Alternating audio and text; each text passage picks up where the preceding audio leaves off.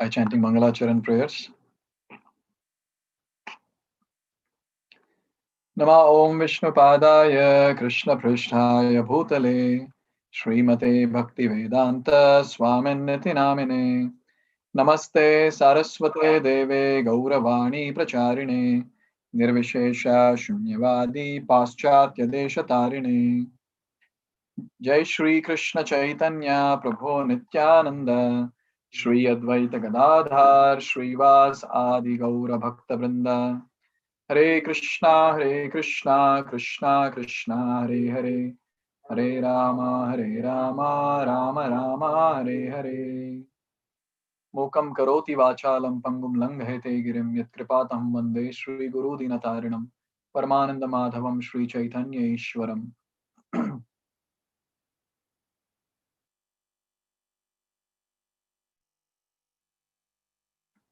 So we are discussing a very, very beautiful song by Srila Bhaktivinoda Thakur. And here Bhaktivinoda Thakur has put forward very, very beautiful points. In fact, as we were discussing on last Saturday, that these Vaishnav songs, these Vaishnav bhajans are nothing but the essence of entire Bhagavatam. Because whatever Bhagavatam speaks, it speaks about how one can become or how one can attain pure devotional service at the lotus feet of Krishna. And these songs, which are just four stanzas, how many verses does Bhagavatam have? 18,000 verses. And just imagine, Bhaktivinoda Thakur is summarizing all those 18,000 verses in just four stanzas. And discussing about these four stanzas itself take lots of time, but we try our best to summarize. So in the last session, we saw the first two stanzas and we discussed so many things. We will sing all of that, all the four, and then we will start discussing the two verses, third and fourth, last two verses. Bhaja Hure Mana Shri Nandanandana Abhaya Charanara Vinda Bhaja Hure Mana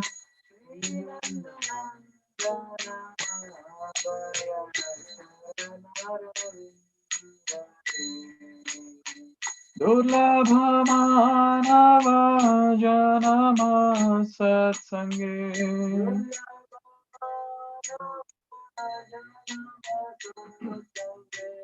Tarahoye Bhava Sindhuri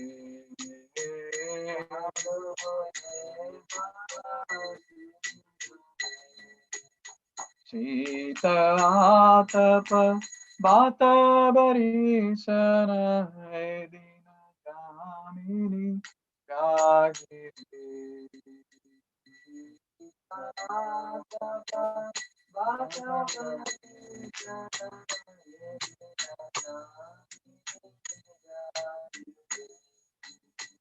Vifale Sevino Kripana Durjana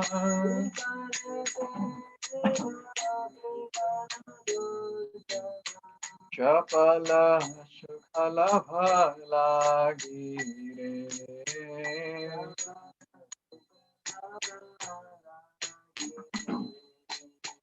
Edhana Yobana Putra Parijana Ite Kiyache Para Iti Putra Parijana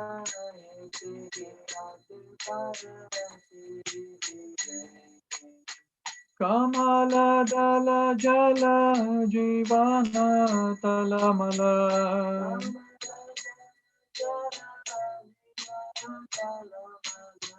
Ajahu Hari Padani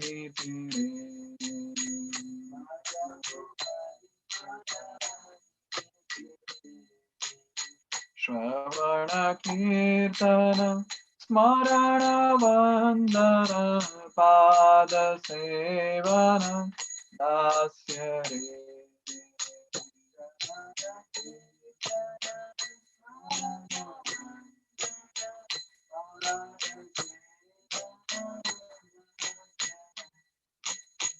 Pujana sakhi jana atma nivedana.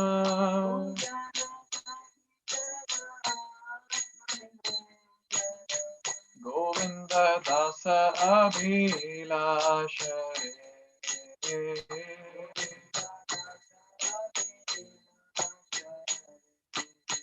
Bhaja Hure mana Sri Nandanandana.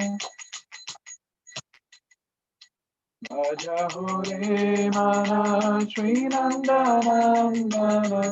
Abhaya Charanaravinda. Bhaja Hure mana Sri Nandanandana. Abhaya Charanaravinda. So the last two stanzas are very, very intense. So I did a small mistake. So there is a similar song by Bhaktivinoda Thakur. So I was saying Bhaktivinoda Thakur. This is actually by Govinda Das, by a devotee called Govinda Das. So this song is by Govinda Das. Because when it comes to our Vaishnavacharyas, they speak all the same. So it becomes difficult to understand who's who is speaking what. Because everyone speaks the same. Yes. So let's discuss the last two. So it says that E dhana yauvana putra parijana pithe ki ache parati tire kamala dala jala jivana talamala bhajahu hari pada nitire. So this is talking about the attachments that a person has in his day-to-day life. In fact, when it comes to chanting the holy names of the Lord or doing devotional service, one of the big hurdles that we have in our day-to-day life is the attachments that we have, and that's what here Govinda Das is very beautifully saying that e dhana yauvana putra parijana prithe ki ache parati tire. So normally when it comes to happiness, we depend on what for happiness? We depend on various things that we have in our day-to-day life. Like for example, okay, by the way, is my voice clear? Because today I'm not using microphone. Is it clear? Or is it low, high, whatever? Yes, Puji, it is loud and clear. Loud, huh? Clear. Yes, Part yes. two? Okay, ठीक. It's clear, sir. Okay. Then we'll continue. Maybe I can select another option here. How about now? Is it proper? Now I think it should be more loud. Yes, Puji, it's loud. Okay, ठीक. So when it comes to happiness in our day-to-day life, we depend on so many things that we possess. And as Krishna says in Bhagavad Gita, that this entire world is titled as Dukkhalayam Ashashvatam. Ashashvatam. There is nothing that is permanent in this world. We take shelter of so many things in our day-to-day life, so many things. Like here he's talking about dhana, that is wealth. Now people take ashray or shelter of wealth, and they feel, okay, and if I have more wealth, I'll become more happy. But who in this world having more wealth has become happy? Even the most wealthiest person is still struggling. In fact, one devotee was nicely sharing that, okay, you might have lots and lots of wealth, but finally, what are you going to do? You're going to eat the wealth or what? You're going to eat those papers? But then, Maya Shakti keeps us in illusion all the time, that, okay, now you have got X amount of package in your company. What if it becomes X plus X by 2? What if it becomes X plus 2X? I don't think this will happen, but so this is what is the craving that a living entity has in day-to-day life. I want more, I want more, I want more. But then the fact of life is that wealth will not increase. The wealth will decrease with time. You store in your bank, you have your savings nicely done. And once you stop earning, tell me, wealth increases or decreases? And God forbid this shouldn't happen. But then sometimes the entire bank is looted. by some thieves and rogues.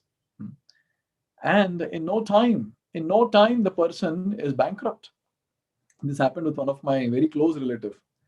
Now, this person was owning lots of what to say estates, lot of sites. He had an oil mill and a lot of good amount of farm. He had some good acres of farm and a farmhouse and some house in some town. So what? And he was partnered with a person who was a bank manager.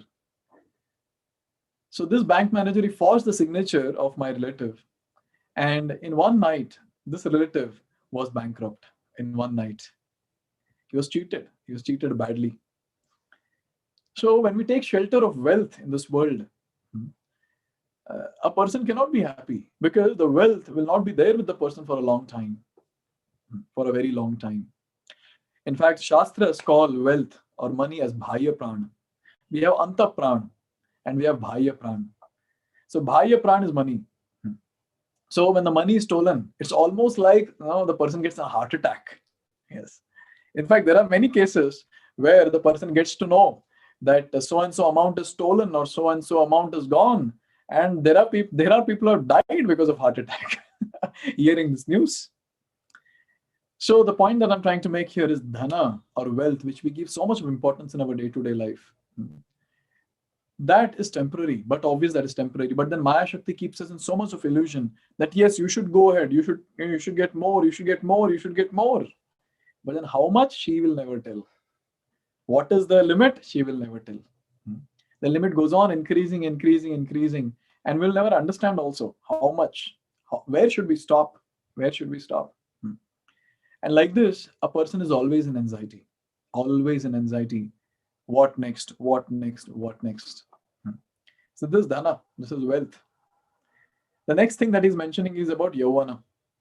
So yavana is basically the young age or adulthood, I can say, which starts approximately from the age of say 25 and goes up to say 40, 45.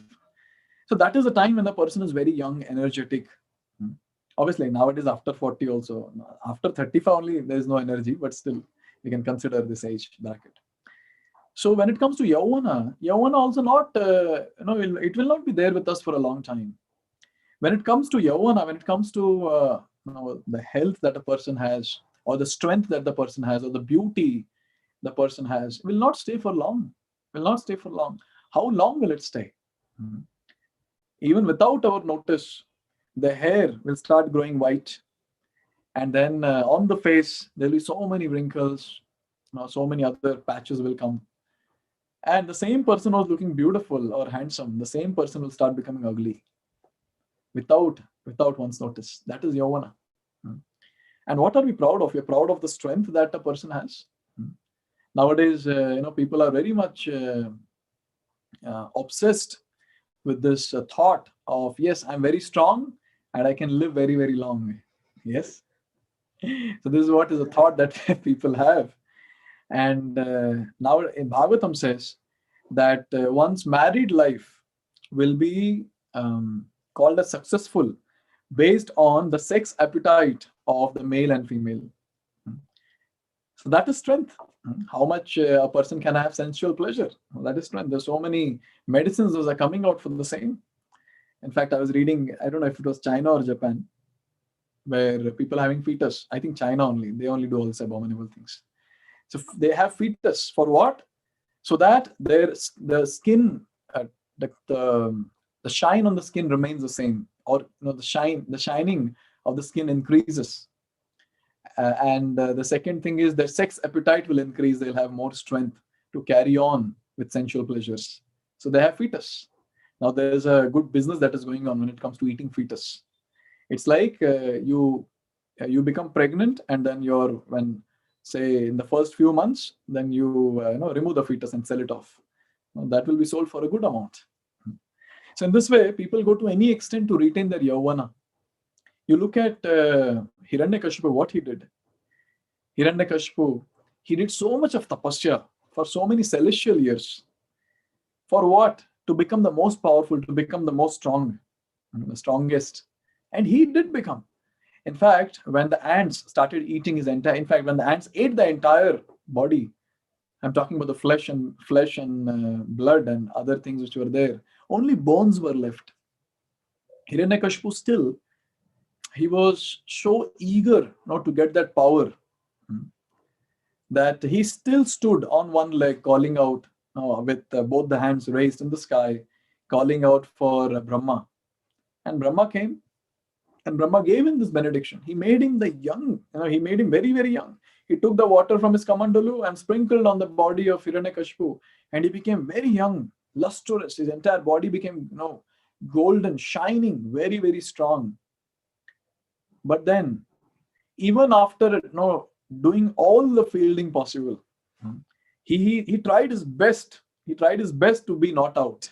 He tried his best. But then, now who can stop? Who can stop the Kala Chakra? No one can stop the Kala Chakra. He tried his best. He told Brahma that please give me a benediction that I shouldn't be killed by human or animal. I shouldn't be killed outside the house, inside the house, in the air, or on the ground, in the water, or any of the 12 months. So, he asked so many benedictions, or any weapon that is made in your creation. But then Kala Chakra, who can stop? And Krishna says, Aham Kalosmi. I am Kala. I am all devouring time, Krishna says. So what happened with Hiranyakashipu? Lord Narsimhadev appeared in 13th month, Adhik Masa. And then he came in half lion and half man, half lion form. And then he had his nails. Those are living and dead. Nails are considered as living and dead both. So they are considered as weapon and not weapon also. And then it was dust time, nor day nor night. And then Narsimhadev took Hiranyakashipu on his lap. So he was not on the ground, he was not in the air also. And at that time, Narsimhadev did the surgery. He did the surgery and it was successful. The completely successful abdominal surgery which happened. So in this way, we see that there are great personalities in the past. History is the proof. History is the proof that this yavana, this power of the adulthood or the young age will not remain for long. But still people have this craving that I want to remain young. I want to remain young. And all glories to the cosmetic industry, all glories to the pharmaceutical industry, and all glories to the media industry. All of them, they help people to believe and remain in illusion all the time. Yes, you are young, you can remain young. Apply this cream, eat these tablets, watch our serials, you will remain young. Don't you think this is nonsense? Yes. Even you see the movies and TV series, which are coming up nowadays. Obviously, I don't see, I hear from others that something like that has come up. So there are some scenes where they'll show that even an old person is having nice sensual pleasure and saying that budhape mein jawani. Yes, you can have sensual pleasure even in the old age. You're still young, you're still energetic. What is the problem? Go ahead, enjoy. You're still young. This is what is portrayed very nicely. And this is what is the reason why people, even when they turn old, they don't consider themselves as old. Now, like if you call some old female as auntie, she'll go crazy. Eh? I'm auntie? No, you call me your sister. You call me Didi. This is what we see. Yes. So in this way, we see that Dhana and Yavana, that temporary Kala Chakra will never stop for any person. Kala Chakra will go on. And the perverted statement of Kala Chakra always on is time and tide waits for none. And that is what is the English statement. Yeah, so time will not wait for anyone. So Yavana will go, Dhana will go. The next point that is given is Putra and Parijana. Now, most of you, all of you are unmarried. So I don't know how much you can relate to Putra and Parijana. Nowadays, it is very clearly described. Before that, I'll talk about Ravan. So I don't know who this personality was who made this statement. So Ravan, was such a rogue that one personality made a statement that you are not putra of your father, you are mutra of your father. Because putra and mutra, the semen and urine comes from the same part of the male body. So when the semen, through the semen, when a child is begotten, if that child is not worthy enough, so he's equated to the urine. Oh, you are anyways good for nothing. Yes, you are not putra, you are actually mutra. And this is what is the statement that Shastras say. Nowadays, that is what is the case. Putra means what? Putra. So there is a hell called Pu, and Tra means Trayate. Trayate means deliver. So any son who delivers the father or and mother, in fact the entire family, from going to the Pu hell, from Pu Naraka, that person is called as Putra. You see, Sanskrit, it's not that like when it comes to English, son is son, son for every, this one is son. But then when it comes to Sanskrit, we have different words. Like there is another word called Atmaja. Atmaja means very, very dear to heart. So the youngest child is called as Atmaja. But in English, youngest child is also called as son. Yes. And here we have Putra, the one who delivers one's family members from going to the Pu hell. That is called as Putra. Nowadays, who is a Putra? In fact, forget about delivering from hellish condition. But nowadays, the situation is that parents beget the child and they take care of the child nicely, paying lakhs and lakhs of fees and so on and so forth. But then the kids are so selfish that they're so busy in sense gratification. In the old age, parents are just given up.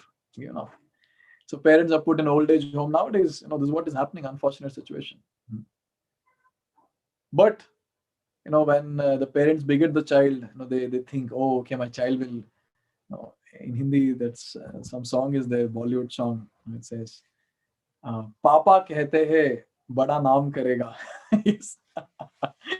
So the parents think, okay, my child, will literally spread our glories all around.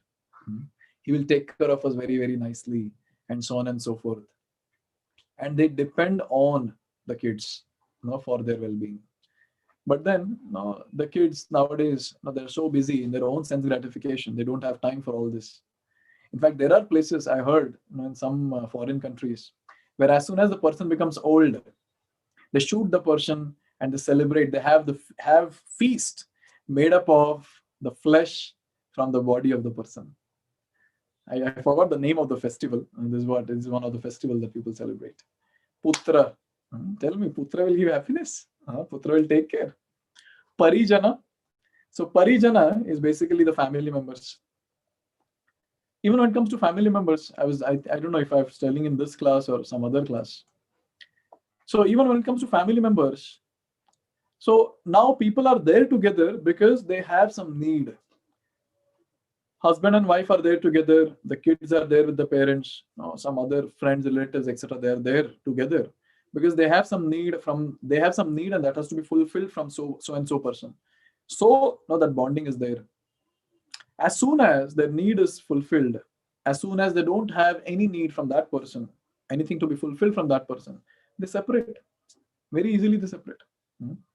There are cases where the husband is not able to work due to some bodily ailments or whatever. So the wife takes a divorce, and anyways, what is the use of staying with you? I have to serve you. I have to take care of you. You're not earning also. Why should I do this? Sometimes kids abandon their parents. Oh, you have become so old and I cannot take care of you. It's very difficult. Abandon completely. So it's all about selfishness. Now, at least in this age of Kali Yuga, it's all about selfishness. And this is very, very clear. There are so many cases, I don't think I need to describe all that. There are so many crime stories that you see, that a brother kills brother, father kills son, and mother kills the son, and the son kills mother and father, and the relatives kill the entire family. So and so on and so forth. For what? For some material possessions here and there. But then, even after knowing all these things, still, in our day-to-day life, we take shelter of these temporary things. What are those? Dhana, wealth, then Yauvana, our youthhood, then Putra and Parijana, our family members. So that's what is the question that Govinda Das is asking, Govinda Das Thakur is asking, that what is the assurance of real happiness? What is the assurance of real happiness with all these things? In fact, Kunti Maharani, she goes on to say that these different points that we just mentioned, they're actually the disqualification for one's practice of bhakti. What is that shloka? Janma Aishwarya Shruta Shri.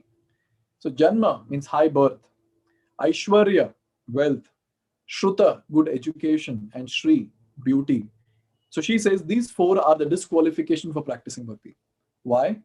Because these four are the ones that makes a person proud, thinking, okay, I don't think I need Krishna. I don't think I need Krishna. I can manage myself. I can manage myself. And this thought itself pulls down the person from the path of bhakti or takes the person away from the path of bhakti. Such a nonsensical thought, isn't it?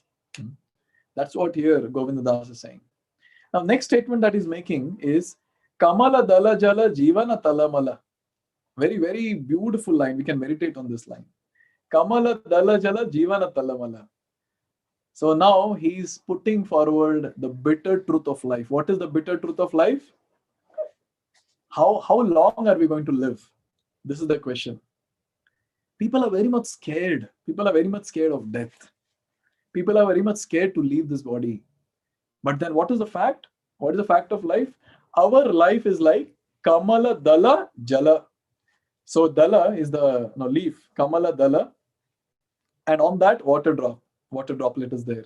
Kamala Dala Jala. Now tell me how long that Jala, the droplet will remain, or that drop of water will remain on the leaf of the lotus flower. It just falls, and within no time, it just goes down and merges in the water.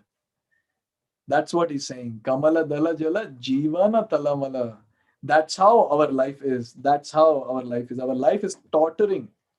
Our life is tottering like the water drop is tottering on the leaf of the lotus flower.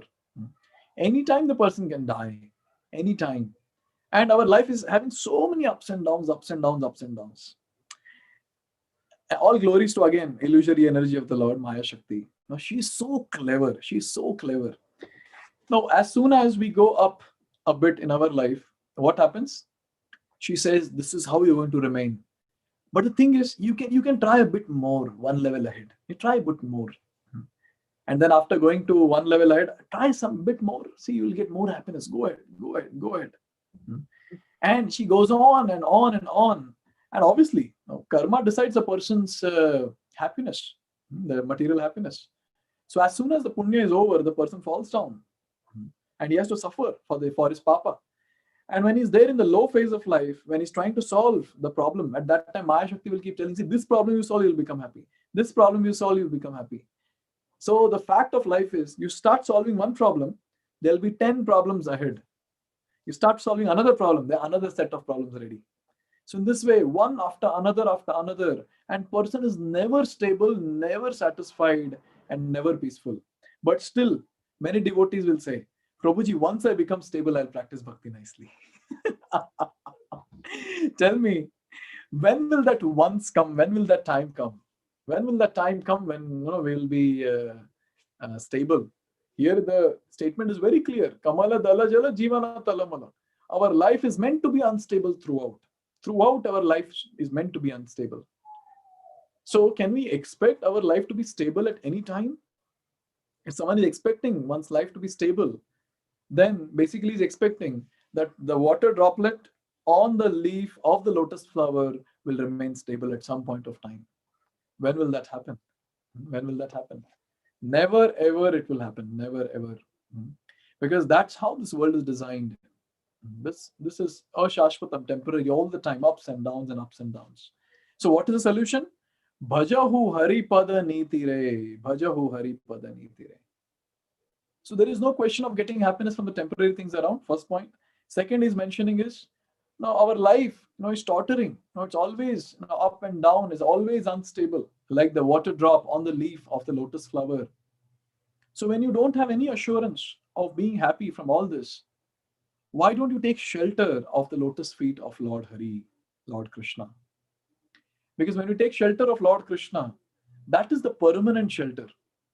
That shelter will give permanent happiness. There is no question of being sad at any point of time when we take shelter of Lord Hari. But unfortunately, this point does not sink in. No, it will not sink in. That is the problem. From so many lifetimes, it is not getting sink. It's not getting synced in. So many lifetimes. We hear so much about this again and again and again, that don't take shelter of the temporary happiness of this world. It will not remain for long. But still, we are like, Prabhuji, that is okay, but little I'll try from this angle. Last time I tried from this side, let me try from this side to this particular situation. And every time we try from here and there, just one thing we're doing is wasting time. That's it, wasting time. Because the goal of life is not to remain stable in this world, to remain happy in this world, to settle in this world, earn more money, get a big house and car and this and that. No, that is not the goal. The goal of life is to attain Krishna. Goal of life is to break the cycle of birth and death. But unfortunately, we are least bothered about that. We set our own goals. Krishna is saying in Bhagavad Gita that you remember me and come back to me. This is what we are supposed to do. But then we are busy remembering something else, doing something else, setting our own goals. And to set the goals, we take career counseling also. We pay heavy amounts and we take career counseling. What next should I do? What should I do? So the point that is made here is Bhajahu Hari Pada Niti Re. Just serve the lotus feet of Sri Hari. When we serve the lotus feet of Sri Hari, means do proper devotional service. What happens? At that time, the person firstly starts getting that full satisfaction in the heart, because he's taking the shelter of a permanent personality who will give a permanent shelter. That's what is said very beautifully in Srimad Bhagavatam, which says, what is that shloka? Savai pumsa paro dharmo yatho bhakti radokshaje ahituki apratihata yayatma suprasidati. Savai pumsam paro dharmo yatho bhakti radokshaje. What is actually the dharma? What is the actual dharma of a person in this material world? Now people keep telling so many things. Oh, I have to take care of this responsibility, that responsibility, etc., etc., etc. And Prabhupada calls all these responsibilities as self-made responsibilities. Self-made responsibilities. So all these responsibilities are there and we call them as dharma. No, those are not dharma. What is dharma? Savai pumsam.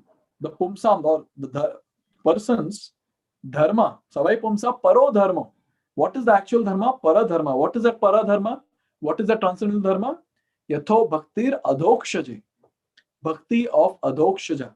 That is what is the dharma of a living entity. And how should be this bhakti towards adhokshaja? It should be ahituki and apratihata. Very beautiful words. Ahituki means unmotivated. We don't approach Hari, we don't approach Krishna to ask something, that I want this, I want this, I want this. Unmotivated. I just want to serve your Lord. Why? Because you are my Lord. It's not that I want something from you. I don't want anything from you. Like for example, when a mother is serving the child, when the child is small, what is the expectation of the mother? Nothing. The child is passing stool and urine and things like that, but still, and in the middle of the night, the child gets up and cries. But the mother is okay with all that. The mother is taking care of the child so nicely. Why? She has no expectation. She has no expectation. Obviously, when the child grows up, expectation builds up. But when we are talking about Krishna, when we're talking about a devotee worshipping Krishna, devotee has no expectation at all. Zero expectation. The only expectation that a devotee has is, I want to serve you unmotivated way. Please don't separate me from the service at your lotus feet. Amai charan chada karona. Please don't take me away from your lotus feet. Please don't take me away from the path of bhakti. This is what is a prayer that a devotee is always asking. I want to serve without any motivation. And second is ahituki apratihata. Apratihata means uninterrupted.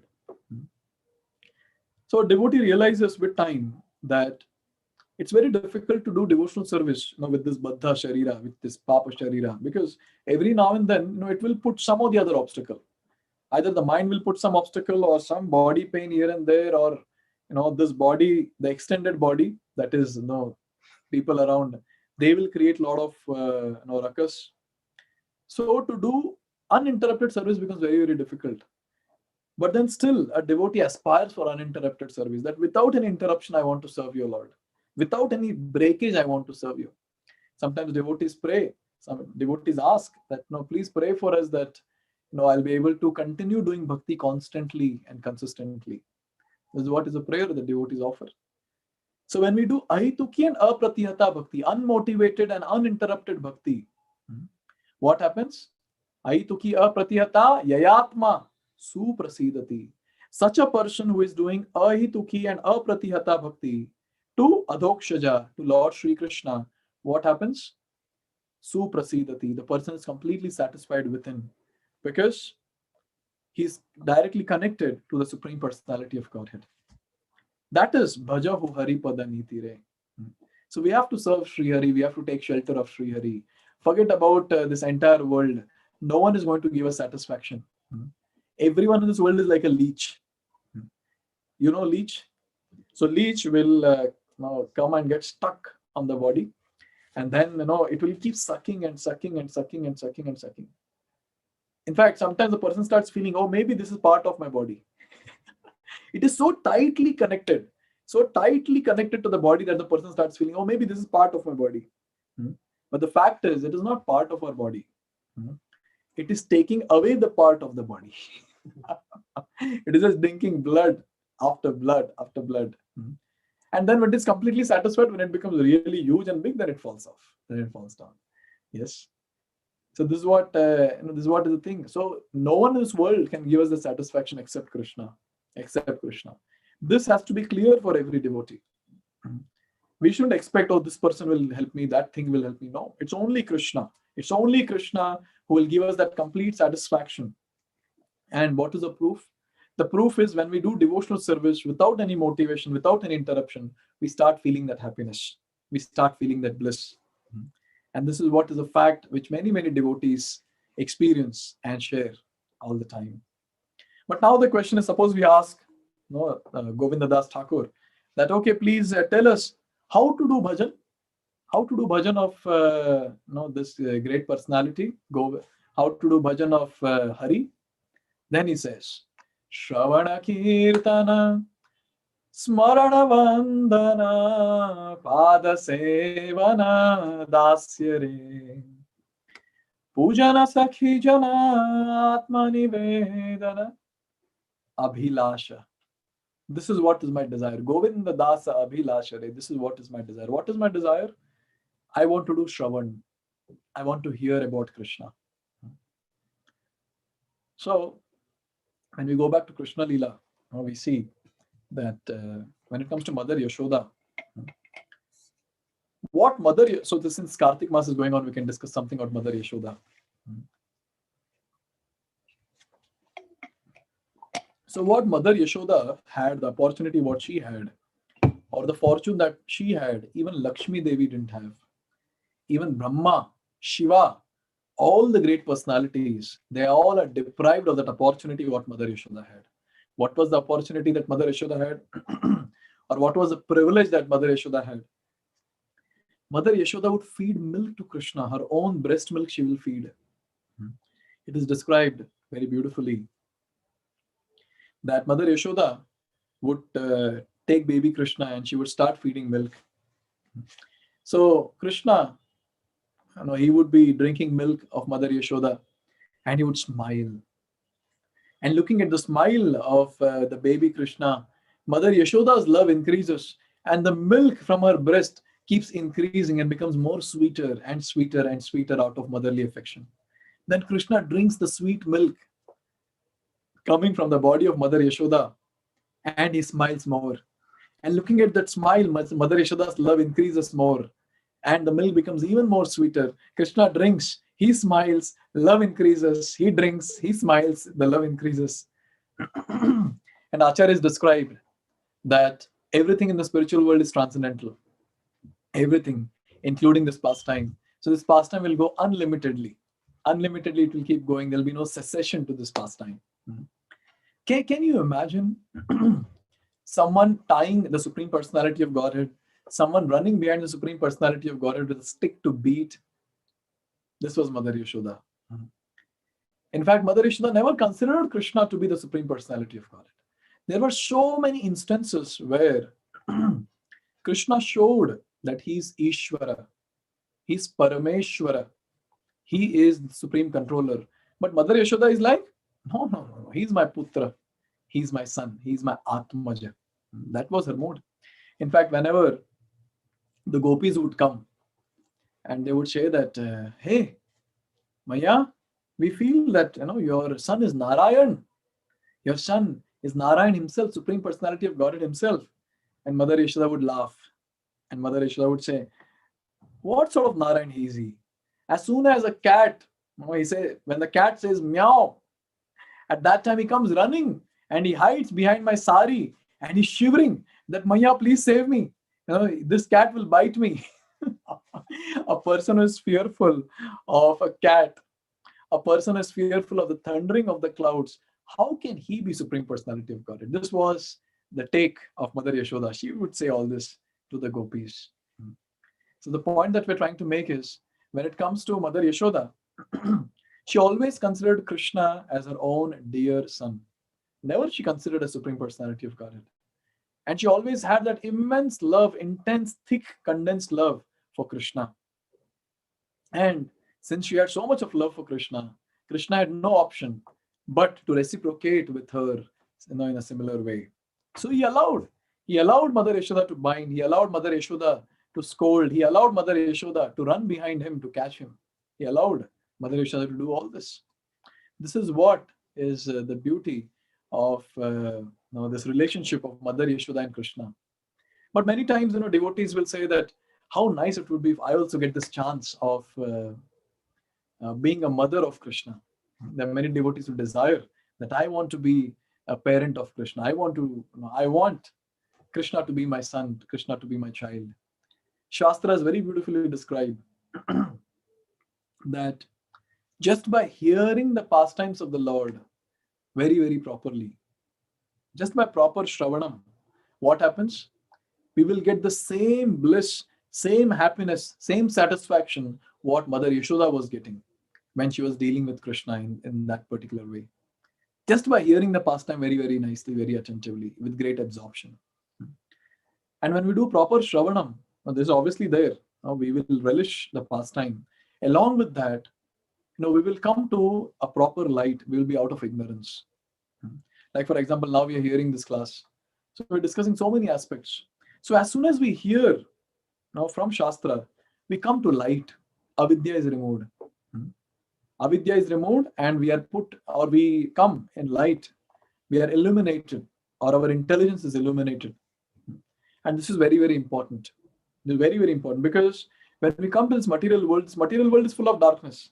As soon as we come to this material world, we are entering the darkness, and without our notice, we remain in darkness forever. That's how the person takes birth after birth after birth. So many births. When the person comes to light, automatically starts realizing, why am I here? What am I doing here? How to get out of this place?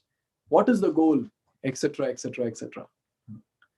So all this will happen through Shravanam. And if we go back to our day one of our spiritual life, what did we do? Shravanam. This is what we did. So just by hearing, a person can get closer to Krishna in various ways. Rukmini, she just heard about Krishna and she wrote a love letter to Krishna, come and kidnap me. Yes. Now tell me, who will tell, or who will write a letter whom you have not seen any time, saying you come and kidnap me? Just by hearing about Krishna, Rukmini Devi fell in love with Krishna. That is what is the power of Shravanam. But the thing is, we should hear from proper source, not from anyone who gives a time pass sessions. No, we need to hear from a source which is very, very authentic, very intense, which talks about the goal of life. That source is very, very important. And Prabhupada is one such source that we have. Prabhupada makes it very clear, you rascal, you fool, this is what you're supposed to do. Yes. So Shravanam, hearing Prabhupada lectures, very, very important. Kirtanam, chanting of the holy names. In fact, it is described that if we want to progress on the path of bhakti, chanting is the most important thing. It is the first priority thing. Even if we have n number of service in the list, chanting is always in the first priority. We have to make sure that chanting is proper. We have to be absorbed when we are chanting. We have to hear the holy names of the Lord. In fact, we have to make sure that even when we are doing any work, our tongue should keep vibrating. Even if our mouth is closed, the tongue should keep vibrating. Hare Krishna, Krishna Krishna, Hare Hare, Hare Ram, Ram Ram, Hare Hare. Whatever work we are doing, it doesn't matter. Because only when we chant the holy names of the Lord, we will be purified. And purification is just a very, very low thing. It's a byproduct. Just by chanting, we can attain Krishna. We can attain Krishna Prema. Just by chanting. So whatever work we are doing, be it our office work or be it our household work or be it any work for that matter, the tongue should keep vibrating all the time chanting the Hare Krishna Mahamantra. And Prabhupada says the qualification to remember Krishna at the time of death is incessantly chanting Hare Krishna Mahamantra. Hare Krishna, Krishna Krishna, Hare Hare, Hare Ram, Ram Ram, Hare Hare. This is what Prabhupada says in 8.5 Purport, Bhagavad Gita. Incessantly, continuously. Shravanam, Kirtanam, Smaranam. Now, this is what we don't do. Smaranam. We hear, we speak, we forget. But Smaranam is very, very important. We have to hear. We have to hear very nice. Sorry, we have to remember or we have to recollect what we have heard. Smaranam. This also, now we can also call it as Mananam. We have to do Manan on that, whatever we have heard. Like whatever we heard today, we have to do Manan on that. We have to recollect what we heard. And when we do that, what happens is, see, as of now, our ears are engaged. Maybe our mind is also engaged to some extent. But when we recollect things that we have heard, our mind is completely engaged.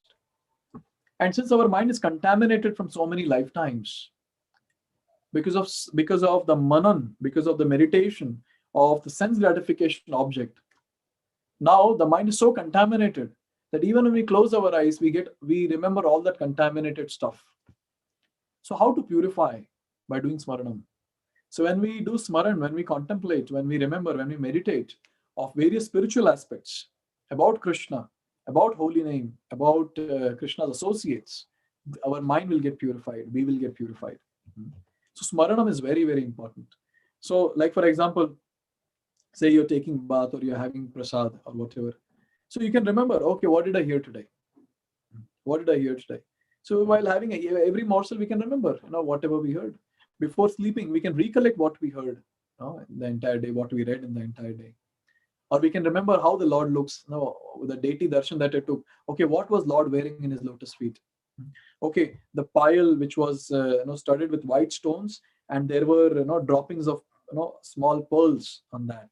Yes, so we can remember that, and we can remember, okay, the color of the dhoti of the lordships today was greenish with a red border, and there was some pink color also in between, and there were like a pearl waist belt, and there was pearl necklace, and then the kurta of the Lord was reddish in color. So we can remember all that. Yes, that's a wonderful meditation. That's a wonderful meditation.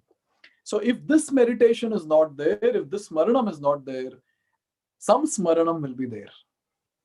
And if this smaranam is not there, smaranam of the Lord is not there, smaranam of Maya will be there, smaranam of this material world will be there. And already we are so contaminated by the smaranam of everything, all the sense gratification objects that we have been in touch with from so many lifetimes. Again, why do the same thing? Why can't we remember the Supreme Personality of Godhead and his features and all the things associated with him, his paraphernalia? This is called as smaranam. So very, very important. Very, very important. Smaranam. Then vandanam.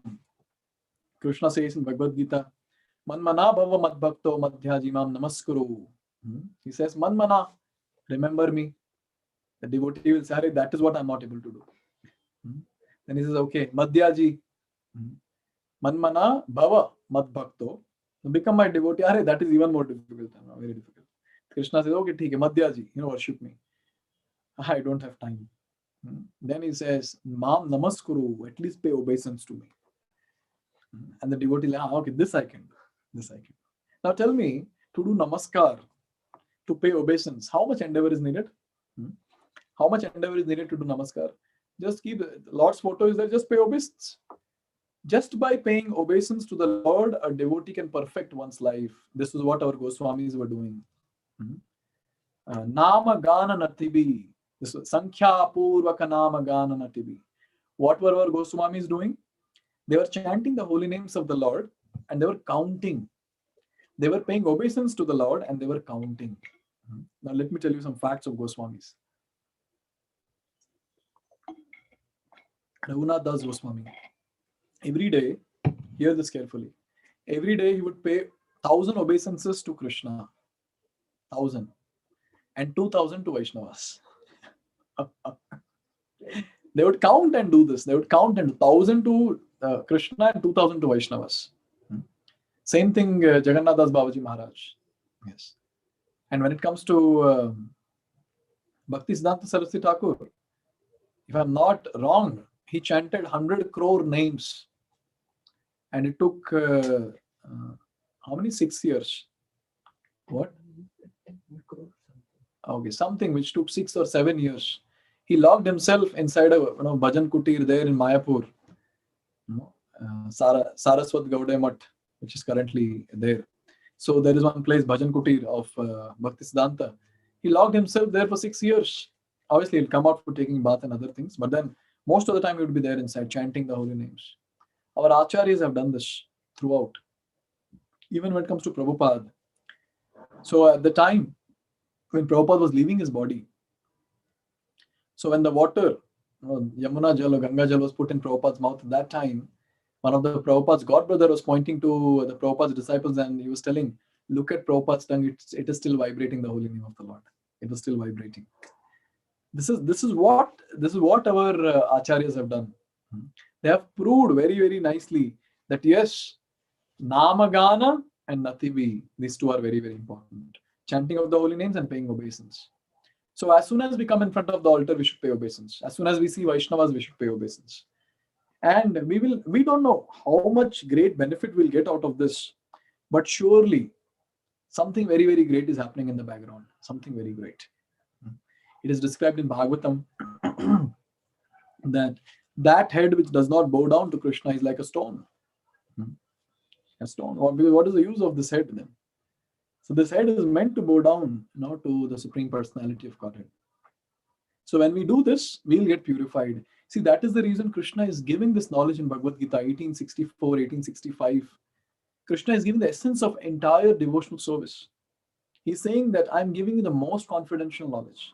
What is that? Manmana bhava madbhakto madhyajimam namaskaro. This is what he's talking about. And just by doing this, Krishna is saying you'll come back to me because you'll be completely purified. So Vandanam is very, very important. Paying obeisance, offering prayers, Pada Sevanam, Dasya, and Pujana, Sakhijana, Atma Nivedana. So all these different aspects are the various limbs of bhakti at different level. One can worship the Lord, and the Dasya Bhav, considering the Lord as master. One can worship the Lord as considering him as a friend. One can worship the Lord in the mood of a parent. One can worship the Lord in the mood of a lover. But as of now, at our level, since we are neophytes, we worship the Lord as a master. We treat him as the master. But he's not master of someone else. He's my master. That possessiveness a devotee should have, and that's what Govinda Das is saying. That this is what is my abhilasha. This is how I want to do devotional service. This is what I want to do. This is what is my intense desire. As I always keep mentioning in all my classes, that we need to have intense desire to do Krishna Bhakti, intense desire. So when we have intense desire to do Krishna Bhakti, Krishna will manifest whatever is needed. But if we don't have intense desire to practice Bhakti, then things will not manifest. Then we'll not have time. Then our health will not be good. So much of office work will be there. So much of this, so much of that, so much of responsibility. But as soon as there is an intense desire that, yes, I want to do Krishna Bhakti, what happens? Automatically, the time will manifest. Automatically, all the paraphernalia needed will manifest. Everything will manifest. That intense desire is very, very important.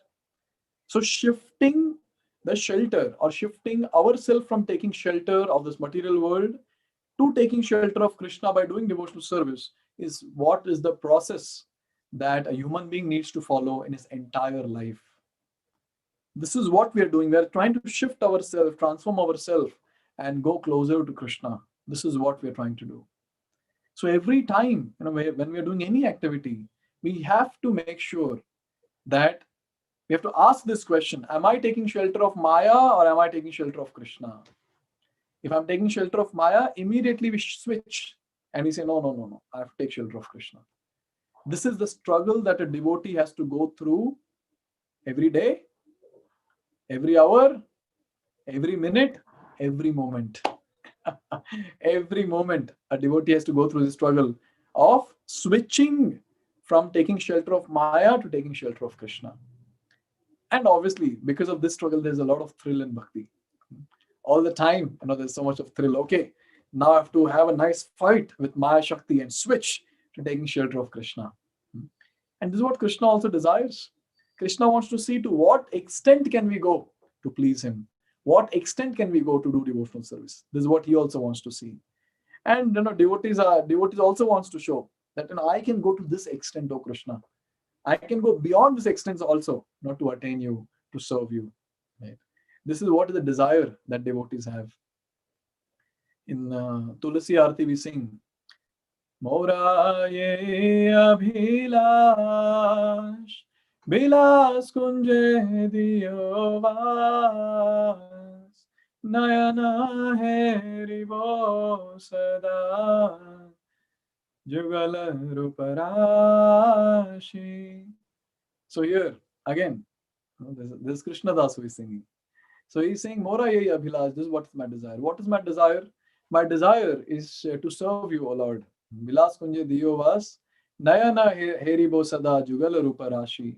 I want to have sakshat darshan of jugala rupa, of Radha and Krishna, and I want to serve them. E nivedana dharo, sakhirano gata karo, seva adhikara diye koro nij dasi. Please give me seva adhikar, please give me seva at your lotus feet.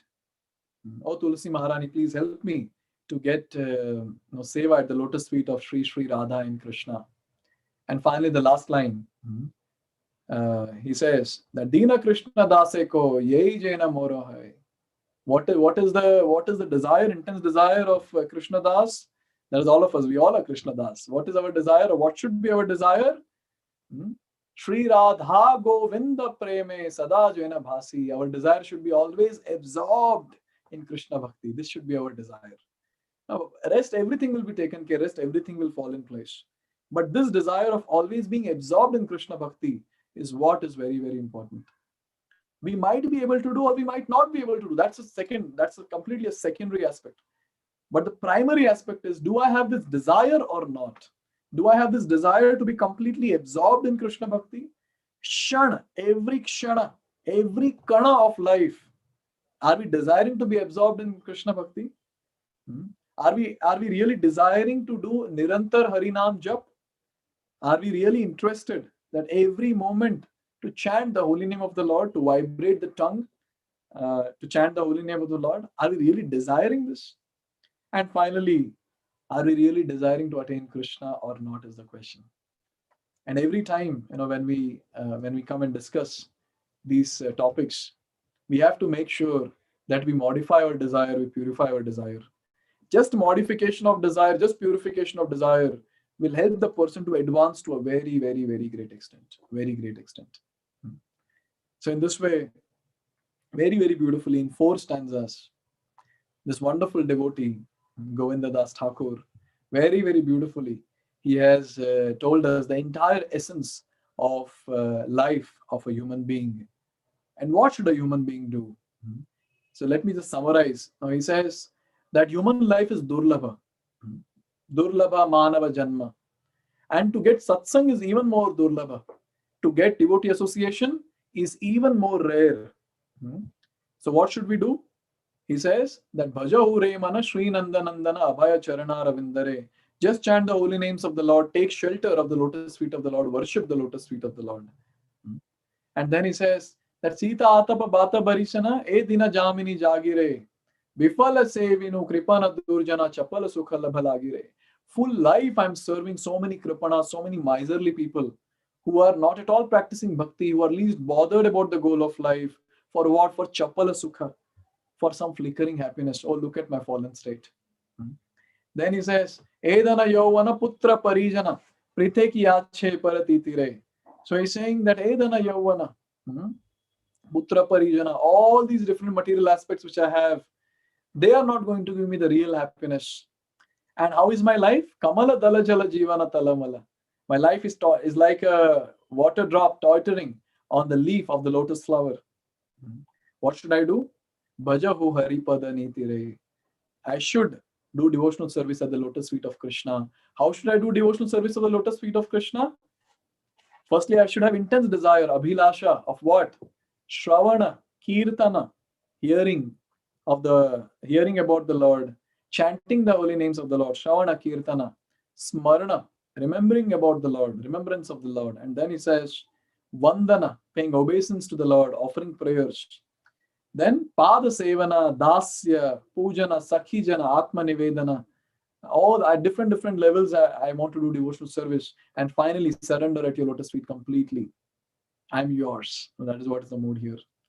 In this way, in just 4 stanzas, now we have got the essence of devotional service. So with this, I would like to pause today's discussion. So thank you very much for being there. So